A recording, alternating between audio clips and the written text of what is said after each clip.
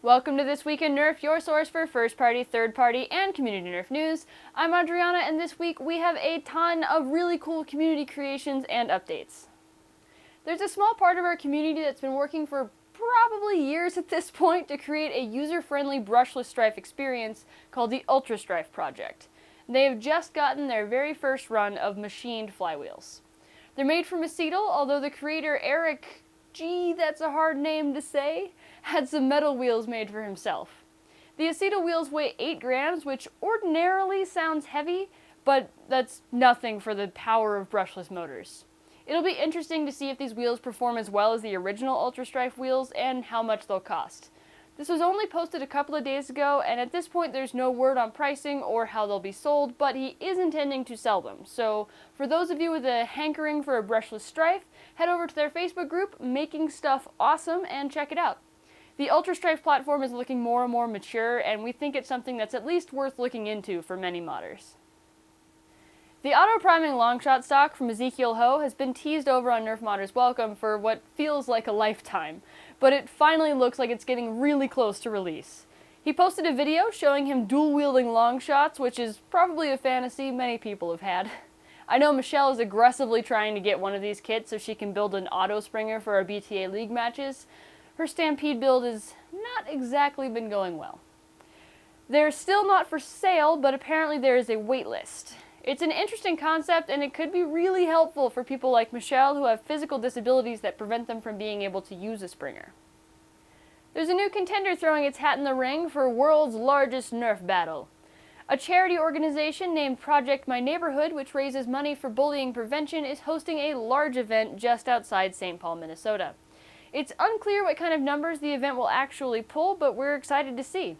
Many of our YouTube buddies will be there, and we're currently trying to figure out if we can make it also. They're going to have multiple different ways to play. In the morning, there's going to be a 5v5 competitive tournament sponsored by Buzzbee, and everyone has to play with one of these bad boys. After that, 2 p.m. is the record attempt for largest game, and at 6 p.m. they'll have modded blaster games. I know Michelle's really excited for bringing out her Eclipse Rapid Strike that's popped up at a few games around the country that allow higher FPS. And it's just really refreshing to see a large, non-corporatized event like this. We love that it's open to all stock blasters, and they're providing Elite, Mega, and Rival ammo. Hopefully we'll see you all there. Saturday, May 18th. Admission to each different part of the event is $10. We'll be seeing some new adjacent X-Shot blasters on the shelves in mid-May. Nerf may have gotten the Fortnite contract, but Zuru X-Shot got Ninja.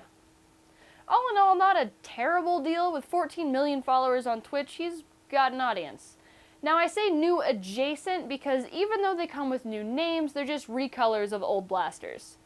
The Micro becomes the Stealth, Fury 4 is now No Res, Hawkeye is called the Quickscope, Turbo Fire is the Turbo Strike, and the Regenerator has been renamed Justice. They each come with a Ninja Metal dog tag, and the blue and yellow color scheme isn't bad. People have been asking for this for basically forever, but finally, Worker has decided to create a full-length version of their signature darts. I have a feeling these will be incredibly popular. Around a year ago, Bradley Phillips made a video where he glued Worker tips onto full-length foam for testing and found them to be just as accurate as the Worker short darts. Let's hope that he was right and the amazing accuracy actually transfers over into the production version. They should be really great in brass springers since the heads won't rub on the barrels at all, but I really hope that Worker improves their glue, or they'll be just awful in flywheels and have the heads tearing off left and right, which is something we've seen in short dart FDLs and other short dart flywheel builds.